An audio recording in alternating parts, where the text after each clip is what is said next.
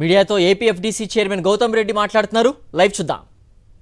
Election commission ఏదైతే ఉందో అండగా దండగా చేసుకున్నారు కాబట్టి ఇవాళ ఇంత రకమైనటువంటి అరాచకాన్ని సృష్టిస్తున్నారు అనేటువంటి కూడా చెప్తా ఉన్నాం. మేము ఒకటే చెప్తున్నాం, ఇవాళ ఉన్నటువంటి పరిస్థితిలో మీరు ఈ దొంగల్ని పట్టుకునేటువంటి క్రమం ఎందుకు మానేశారు? దాన్ని కాకుండా ఒక భూతద్దంలాగా చూపించి రామకృష్ణారెడ్డి గారి పైన చూపిస్తున్నారు. రామకృష్ణారెడ్డి గారి మీద కాకాల్లో దాడి చేయలేదా? చంపేయలేదా ఆ టోల్గేట్ దగ్గర? అదే పద్ధతిలో మాచర్ల విజయవాడ నుంచి వెళ్ళినటువంటి గూండాలందరూ ఆయన కారుని పగలగొట్టి ఆయన మీద దౌర్జన్యం చేయలేదా? ఇవన్నీ కూడా లేదా? అంతటి ప్రొటెక్షన్ కలిగి ఇవ్వాల్సినటువంటి ఆయన్నే ఇవాళ మీరు టార్గెట్ చేసి మాట్లాడటం అనేటువంటి జరుగుతుందంటేనే ఈ రాష్ట్రాన్ని అల్లకల్లోలు చేద్దామని అన్నారు. మీ కళలు కల్లాలైపోతాయి, మీ కళలు ఫలించవు.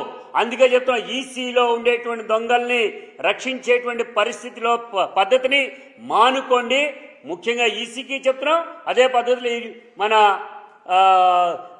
టీడీపీ నాయకులు కూడా చెప్తున్నాం. రెండోది, పవన్ కళ్యాణ్ గారు ఓడిపోవటం ఖాయం, వారి పార్టీ ఉండదు.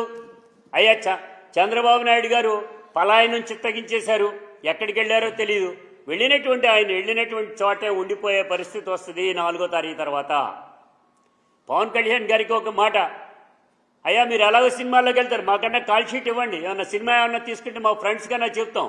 అంతేగాని నాటకాలు ఆడటానికి ఇదేమి స్టేజీ కాదు, ఇది ప్రజాక్షేత్రం. ప్రజాక్షేత్రంలో నాటకాలు ఆడేటువంటి వాళ్ళందరి యొక్క జీవితాలు సమాధి కట్టేటువంటి పద్ధతి ప్రజానీకం తీసుకుంటారని కూడా చెప్తూ 4వ తారీఖున మీ కళలు ఫలించమని కూడా ఈ సందర్భంగా చెప్తా ఉన్నాం.